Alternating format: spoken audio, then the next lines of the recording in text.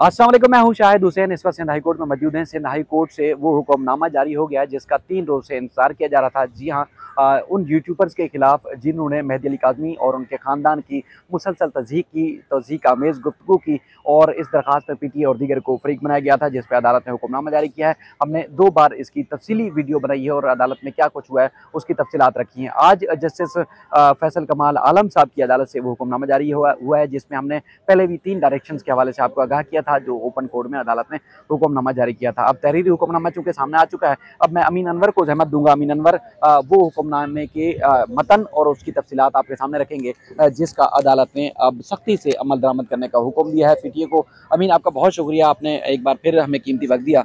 अब अदालत ने सख्ती से पाबंद किया है पीटीए को कि जो लिंक्स पहले से मौजूद हैं यूट्यूब के ऊपर, मुख्तलिफ चैनल्स के यूट्यूब चैनल के ऊपर, उसको और उसके बाद फिर आइंदा भी ये अमल जारी रहना चाहिए। अदालत बार बार हुक्मनामा जारी नहीं करेगी जो भी यूट्यूबर्स तज़हीक आमेज़ गुफ्तगू कर रहे हैं, खासतौर पे इस केस से मुतालिक। तो मजीद क्या अदालत का कहना है इसमें? अदालत ने यही कहा है कि इसमें जो पीटीए है वो सिर्फ एक दफ़ा के एक्शन पे जो है नहीं रुक जाए, बल्कि ये एक सेंसिटिव मामला है और जो भी सोशल मीडिया पर इस तरह का मवाद जो है वो अपलोड कर रहे हैं उनके खिलाफ कार्रवाई जो है वो जारी रहनी चाहिए।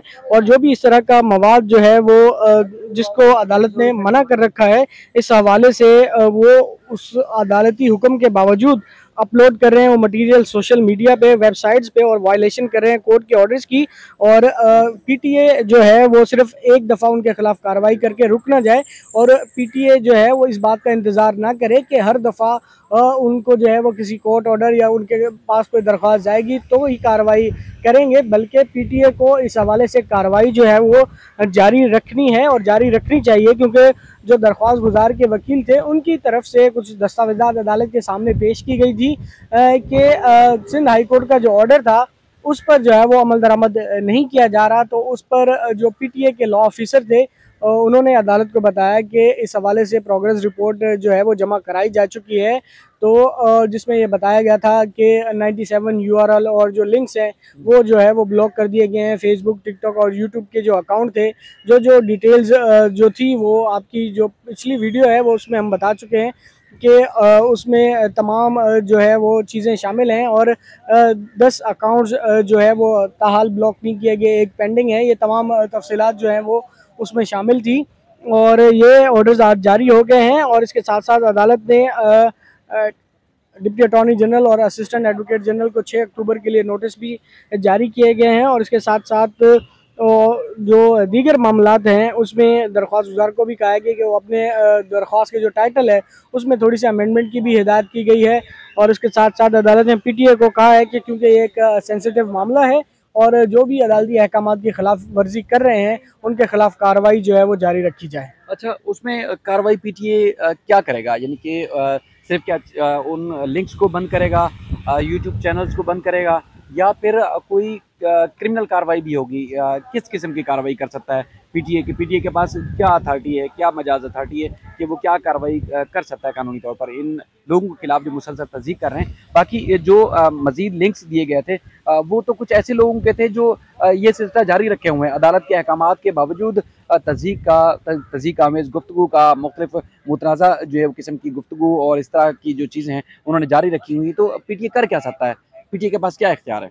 देखें, पीटीए के पास जो इख्तियारात हैं वो आपको यही है कि क्योंकि जो इंटरनेशनल कंपनीज़ हैं, यूट्यूब हो गया, फेसबुक हो गया, टिकटॉक इवन क्या, लेकिन टिकटॉक के साथ कुछ अंडरस्टैंडिंग बेहतर हो गई है, उस पर पाबंदी लग चुकी है कई दफ़ा। क्योंकि जो उनका कंटेंट है वल्गर कंटेंट के हवाले से, तो वो उनका जो फिल्ट्रेशन का प्रोसेस है वो काफ़ी बेहतर हो गया है बजाय यूट्यूब और फेसबुक के।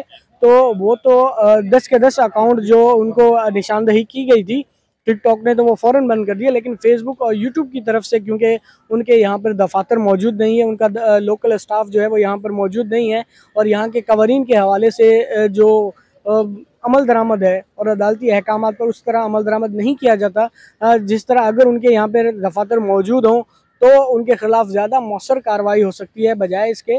तो अब पीटीए जो है वो उनको लिखता है, उनको ईमेल जो डिफरेंट प्रोसीजर है उसके ज़रिए वो उनको ये मालूमात फ़राहम करते हैं कि ये अदालती अहकामात हैं और ये अकाउंट्स हैं, ये लिंक्स हैं, ये यूआरएल्स हैं। वो तो इस हवाले से जो है वो पीटीए फिर आगे उन कंपनीज को लिखता है, जिसके बाद ये तमाम चीज़ें जो है वो की जाती हैं, यानी कि ब्लॉक कर दी जाएंगी, बंद कर दी जाएंगी। लेकिन जो गुफ्तगू कर रहे हैं यानी कि एक क्रिमिनल एक्ट है ना, तो उस क्रिमिनल एक्ट के खिलाफ किसको इख्तियार है? ये एफआईए के पास जाना पड़ेगा? जो दरख्वास्त गुजार हैं उनके खिलाफ, यूट्यूबर्स के खिलाफ क्या होगा उसमें? जी बिल्कुल, अदालत ने ये कहा है कि प्लेंटिफ जो हैं वो एफआईए के पास अपनी कंप्लेन जो है वो फाइल कर सकते हैं इस हवाले से, और एफआईए कानून के मुताबिक उस पर कार्रवाई करे, ये भी इसमें कहा गया है। और अमेंडमेंट जो टाइटल में करनी है वो भी 1 हफ्ते में अदालत ने कहा है कि वो फाइल कर दी जाए। लेकिन अगर प्लेंटिफ अगर चाहते हैं इस हवाले से एफआईए से रुजू करना, तो वो उससे रुजू कर सकते हैं, और एफआईए जो है वो कानून के मुताबिक उस पर कार्रवाई करे दरख्वास्त गुजार की जानिब से जो भी कंप्लेन फाइल होती है। अच्छा, उसमें एक दो और चीज़ें हैं जो मुसलसल कुछ लोगों की तरफ से ये तासुर था कि जिन जिन यूट्यूब्स के लिंक्स के ऊपर एतराज़ था या जिन अफराद के ऊपर एतराज़ था उनके चैनल्स को ब्लॉक करने का ऑर्डर दिया गया है। ऐसा हरगिज़ नहीं है, सिर्फ़ और सिर्फ उन यूट्यूब्स के चैनल के उन वीडियोज़ के ऊपर जिनके ऊपर एतराज़ था उनको अगर पीटीए चाहेगा तो ब्लॉक करेगा या करवाएगा। देखें, ऐसे किसी चैनल का कोई स्पेसिफिक नहीं लिखा हुआ, क्योंकि जो पीटीए की रिपोर्ट थी उसमें भी सिर्फ यूआरएल और लिंक्स का हवाला दिया गया था, और 107 के करीब यूआरएल और लिंक्स जो हैं वो तीनों कंपनीज को जो है वो भेजे गए थे, जिसमें पीटीए ने जो है वो यूट्यूब, टिकटॉक और फेसबुक शामिल था, और उसमें से 97 यूआरएल और लिंक्स जो हैं वो ब्लॉक भी कर दिए गए हैं। किसी स्पेसिफिक चैनल्स के बारे में कोई डायरेक्शंस नहीं है, किसी का नाम लेकर जो है वो बाकायदा तौर पर इसमें कोई डायरेक्शन नहीं दी गई, ना ही कोई डिफेंडेंट्स के बारे में कुछ कहा गया है कि जो भी उसमें डिफेंडेंट है। ताहम ये कहा गया है कि जो लिंक्स हैं, जो यूआरएल्स हैं वो ब्लॉक कर दिए गए हैं। अब देखते हैं कि फर्दर इस पर क्या कार्रवाई होती है। जो इंटरिम ऑर्डर पास किया गया था पहले, वो कंटिन्यू रखा गया है 6 अक्टूबर तक। ठीक है।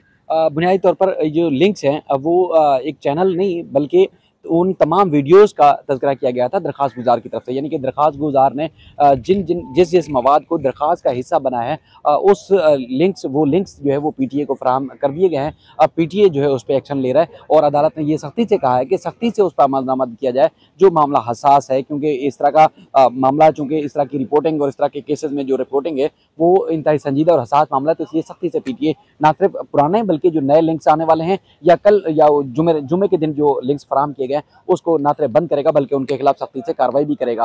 बाकी पीटीए और उसके अलावा एफआईए और उसके बाद फिर सूबाई हुकूमत और वफाकी हुकूमत से भी, जिस तरह हमने पहले भी वीडियो में तस्करा किया था कि अदालत ने वो अपने हुक्मनामा था वो तहरीर भी किया है, जिस तरह ओपन कोर्ट में लिखवाया था कि वो वफाकी हुकूमत और सूबाई हुकूमत अदालत की मामनत करे कि ऐसे केसेस में क्या कुछ हो सकता है। मजीद भी इस सिलसिले में जो भी अपडेट्स होंगी आपके सामने रखेंगे। अपना ख्याल रखिएगा। अल्लाह हाफिज़।